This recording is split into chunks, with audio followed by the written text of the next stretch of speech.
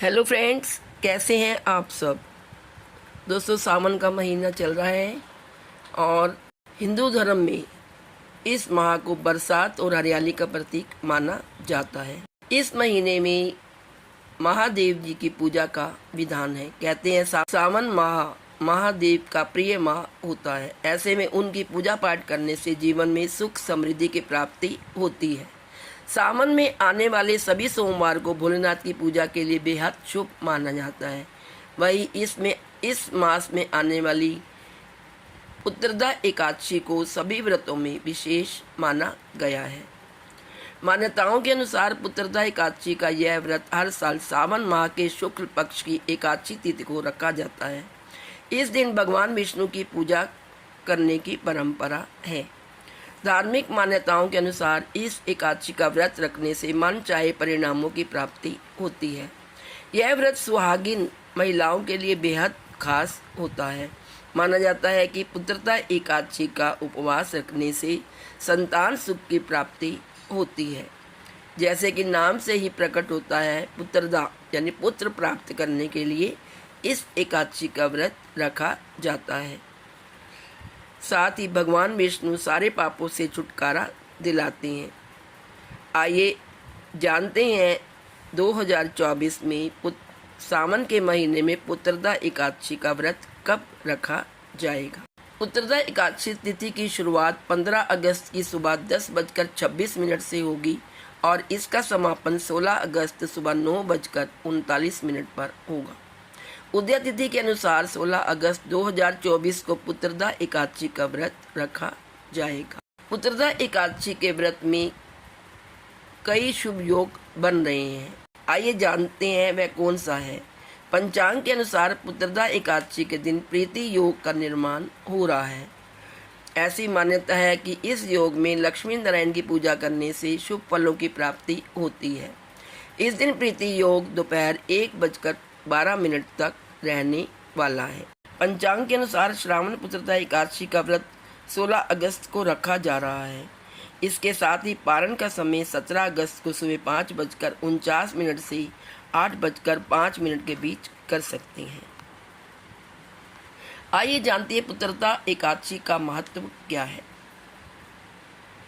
एक साल में 2 बार पुत्रदा एकादशी का व्रत रखा जाता है। पहला श्रावण मास में और दूसरा पोष माह में।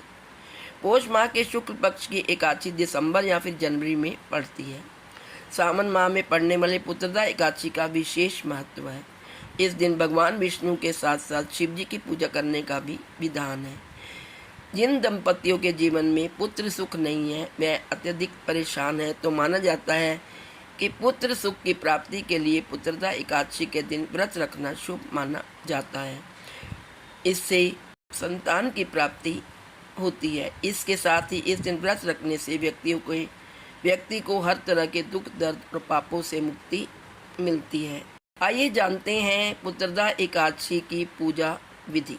पुत्रदा एकादशी के दिन प्रातःकाल जल्दी उठें, स्नान करें और जल्दी से निवृत्त हो जाएं। घर के मंदिर में आप भगवान विष्णु जी के आगे दीप प्रज्वलित करें। भगवान विष्णु के चित्र का गंगा जल से अभिषेक करें। भगवान विष्णु को पुष्प और तुलसी दल अर्पित करें। अगर संभव हो तो इस दिन व्रत भी रखें। व्रत का संकल्प करके फिर भगवान की आरती करें। भगवान को भोग लगाएं। इस बात का विशेष ध्यान रखें कि भगवान को सिर्फ सात्विक चीज़ों का ही भोग लगाया जाता है। भगवान विष्णु के भोग में तुलसी को जरूर शामिल करें।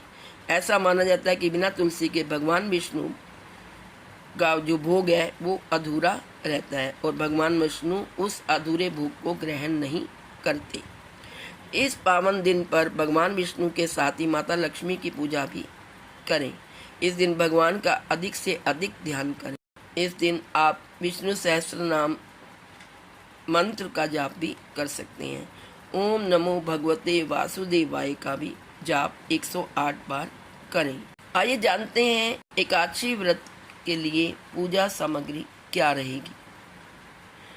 श्री विष्णु जी का चित्र या मूर्ति, पुष्प, नारियल, सुपारी, फल, लौंग, धूप, दीप, घी, पंचामृत, अक्षत, तुलसी दल, चंदन, मिष्टान इत्यादि। आइए अब जानते हैं क्यों मनाई जाती है पुत्रदा एकादशी। भविष्य पुराण में सावन पुत्रदा एकादशी का वर्णन निहित है। इस शास्त्र के अनुसार राजा महिजीत महिष्मति को कोई संतान नहीं थी। उस समय उन्होंने ऋषि की सलाह पर सावन माह की शुक्ल पक्ष की एकादशी तिथि पर भगवान विष्णु के निमित्त व्रत रखा था। इस व्रत के पुण्य प्रताप से